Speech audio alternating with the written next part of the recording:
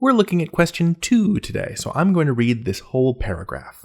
Under the Antiquities Act of 1906, the Organic Act of 1916, and other federal laws, the U.S. government has the power to take custody of land when having historical significance or great natural beauty.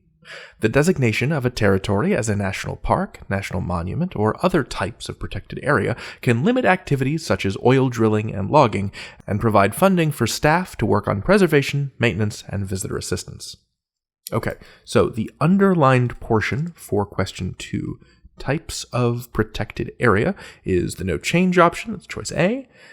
Choice B is type of protected area. Choice C is type of protected areas.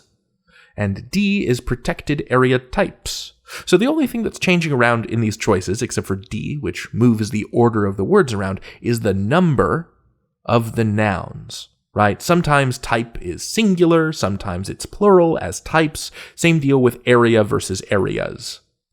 So that means that this is a noun agreement question. And you're likely only going to see one of these questions on the writing and language portion of your SAT. And what these questions ask you to do is make sure that you use plural nouns when plural nouns are called for, and singular nouns when a singular noun is called for.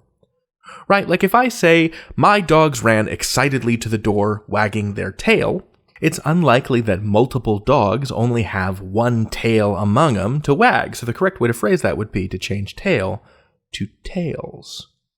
Let me hold here for a second and pause the video if you want to take a crack at this question yourself.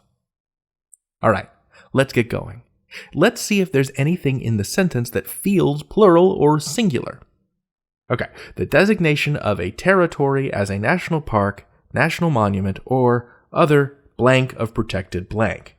Well, we're designating a singular territory, as a national park or a national monument. So it's a singular territory, a singular park, or a singular monument. It seems unlikely that you'd take one territory and say, this is 2 national parks. We're talking about 1. So since we're talking about turning a singular territory into a singular kind of protected area, it follows that a territory would be a singular type, not types.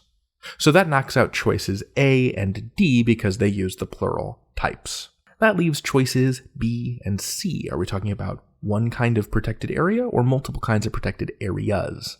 Well, a type is a representative of a group, one type out of a larger group of types. So that would lead me to say that we're talking about multiple areas, national parks, national monuments, wildlife reserves, and that leaves us with choice C, multiple areas.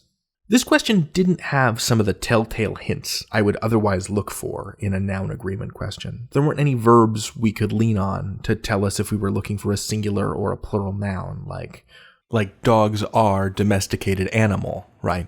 And that should be animals, because we not only have this plural hint, but we also have are. That's another plural hint.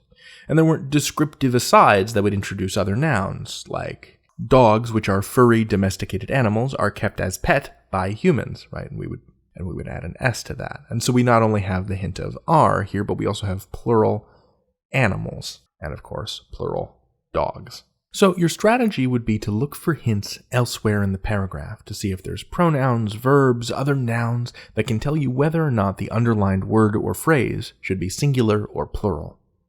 And once you've made that binary decision, you can knock out a few choices and make finding the answer that much easier.